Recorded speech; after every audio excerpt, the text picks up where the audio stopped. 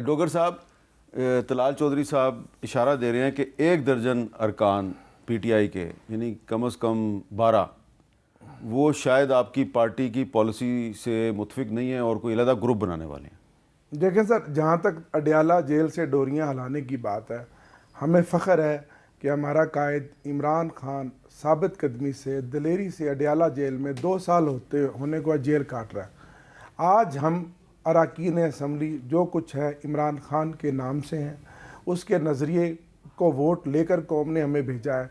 और ऐसी मिसाल भी आपने नहीं देखी होगी कि लीडर जेल में हो और 180 से ज़ायद सीटें उसने ली हों, और बावजूद इसके कि ना उसका सिंबल हो, ना उसको कैंपेन की इजाज़त हो, और जो मार धाड़ जो हमारे ख़िलाफ़ हुई वो आपके सामने है। अब आगे बात है कि 5 अरकान असम्बली इन्होंने पहले हमारे ले लिए। 26वीं तरमीम में मैं भी उस कमेटी का मेंबर था। हर मीटिंग में हमने अपना इख्तलाफी ना सिर्फ ड्राफ्ट दिया बल्कि अपना पॉइंट ऑफ व्यू पूरा मौक़िफ़ दिया। फजलुर रहमान साहब ठीक है, वो हमारे साथ भी एंगेज थे, इनके साथ भी एंगेज थे, लेकिन जो चीज़ें ड्राफ्ट में आईं वो ड्राफ्ट वो नहीं था जो 26वीं तरमीम की आखिरी खुर्शीद शाह साहब की मीटिंग में, ये बात कई दफ़ा हो चुकी है। अच्छा, वो ड्राफ्ट वो था जो सिर्फ 2 घंटे पहले पेश किया गया, और रात को 3-4 घंटे जो इजलास डिले हुआ वो भी आप जानते हैं कि वो किस वजह से हुआ, उस पर बहुत लंबी बात हो चुकी है। तो सर ये क्या है? अब ये कहते हैं जी हम कोई पॉलिटिकल पार्टी हैं, तो पॉलिटिकल पार्टियां जब अपनी ओरिजिनल लाइन भी छोड़ दें तो फिर सिस्टम पर आप पार्टी के चीफ विप हैं, आप चीफ विप हैं, कोई आपको कोई इस तरह का कोई महसूस हुआ है कि कोई आपके 10-12 अरकान जो हैं वो? देखें, हमारे अरकान पे प्रेशर है, बिलखुसूस पंजाब के अरकान पे प्रेशर है। 75 करोड़ से 1 अरब की बोलियां लगाई गई, और पहले दिन से लगाई गई। जब हम जीत कर आ गए 4 सीटें तो हमारी कौमी असम्बली की इन्होंने उसी वक्त छीनी। एक हमारी करोड़ पक्के से राना फराज ने उनकी सीट ली, गुजरांवाला से बिलाल इजाज की सीट ली, एहसान विरक की सीट गुजरांवाला से ली। 3 सीटें तो हमारी उसी झटके में ले ली। चौथी सीट जो हमारे एक मेंबर कौमी असम्बली रहीमिया खान से डेथ हो गई, मुमताज़ मुस्तफा, वो सीट जिस तरह से इन्होंने छीनी आपके सामने है कि ना कंपेन करने दी, ना कागज़ के लिए, ना कैंडिडेट गए, और वो 47 वाला एक नमूना इनके पास है, एक बंदा जितवा गया। अब आगे भी इनका यही इरादा है कि जो हम बचे खुचे एक आग का दरिया अबूर करके इस असम्बली में पहुंच गए हैं, हमारा भी टोटे टोटे करें। सर देखें, तारीख ने बताया है कि आज तक एक जुल्फ़िकार अली भुट्टो था जो एक जनरेशन का लीडर था, आज भी भुट्टो जिंदा है। इमरान खान 3 जनरेशन का लीडर है। वो आज एक नज़रिए का नाम है, वो एक सोच का नाम है। आप नहीं ख़त्म कर सकते।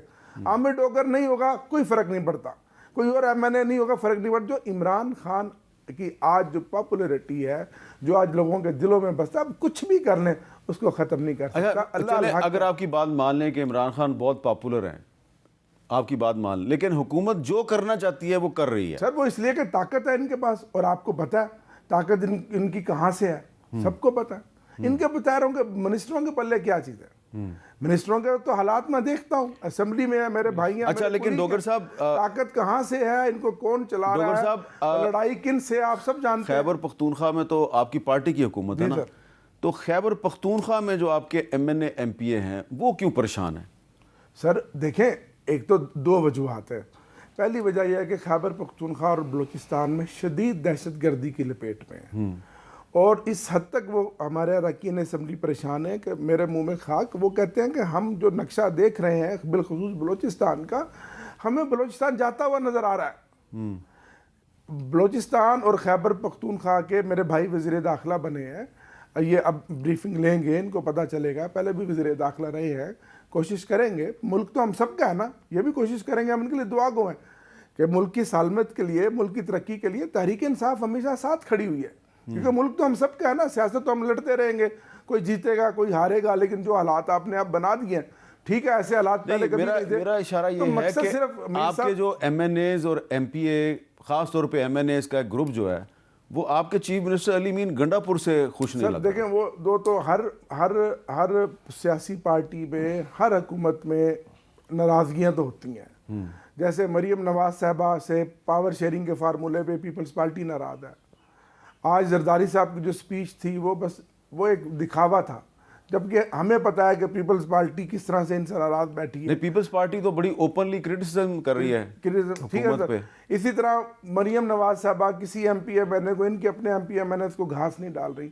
ये हर पार्टी में, CM या हुकूमती पार्टी में इख्तलाफात, ग्रुपिंग होती है, लेकिन सब ओवरऑल एक पार्टी डिसिप्लिन के पाबंद होते हैं। सर जो बात असल थी वो पाकिस्तान की सालमियत की थी, दहशतगर्दी से खात्मे की थी। बलूचिस्तान और KPK में जो हालात बने हुए हैं, वो हालात में मैं ये बात तस्लीम करता हूँ कि हमारी सूबाई हुकूमत की भी बस से बाहर है।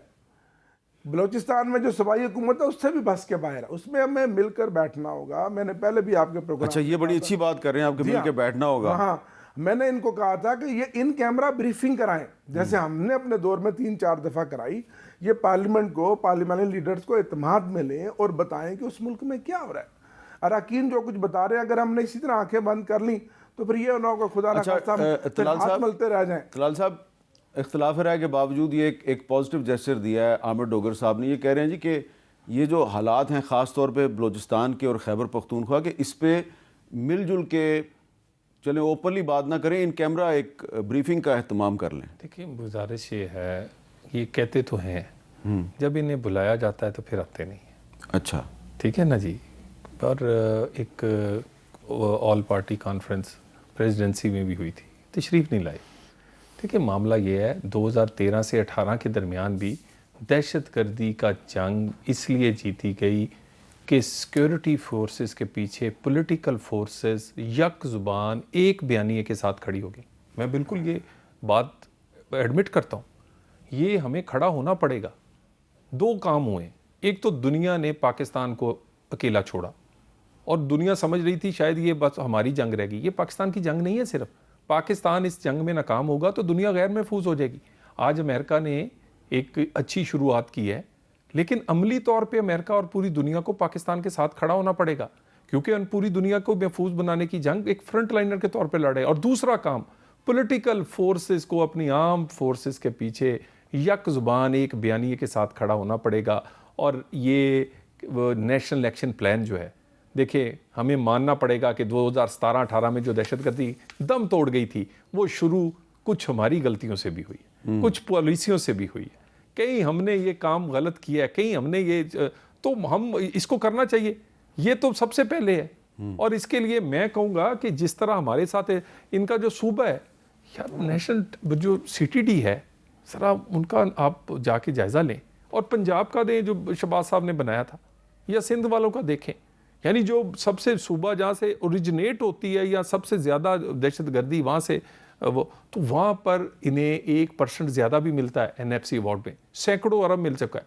तो सूबे को काम करने की ज़रूरत है, इन्होंने वो काम नहीं किया और पॉलिटिकली हमें इकट्ठे होने की ज़रूरत है। हाँ, ये तो, और इस पे बिल्कुल ये जिस तरह की ब्रीफिंग्स कहेंगे होनी चाहिए, मगर पॉलिटिकल फोर्सेस को इख्तलाफ अपनी जगह, अपनी सिक्योरिटी फोर्सेस के पीछे दहशतगर्दी के खिलाफ खड़े। अच्छा, आपने भी अच्छी बात कर दी कि पॉलिटिकली हमें एक होना चाहिए, लेकिन जब एक जो सेनेटर है एजाज चौधरी, उसका प्रोडक्शन ऑर्डर जारी करे चेयरमैन सेनेट, जिसका ताल्लुक पीपल्स पार्टी से है, और उस पर अमल दरामद ना हो, और तंग आके जो चेयरमैन सेनेट है वो मामला इस्तेहकाक कमेटी के सुपुर्द कर दे, तो इसका मतलब यह है कि आज सदर जरदारी ने जितनी भी तारीफ़ की फेडरल गवर्नमेंट की, वो अपनी जगह पे है, अंदर से पीपल्स पार्टी आपसे खुश नहीं है। देखिए, इसका मतलब ये है कि ये जो कहते हैं ना पार्लियामेंट कहीं से चल रही, नहीं, पार्लियामेंट वाले ही पार्लियामेंट चला रहे हैं। मैं तो नहीं कहता कि 26 नवंबर वाला मामला जो किसी ने किया, नहीं, हुकूमत का फैसला है हमारा, हमने इन्हें डिस्पर्स किया है।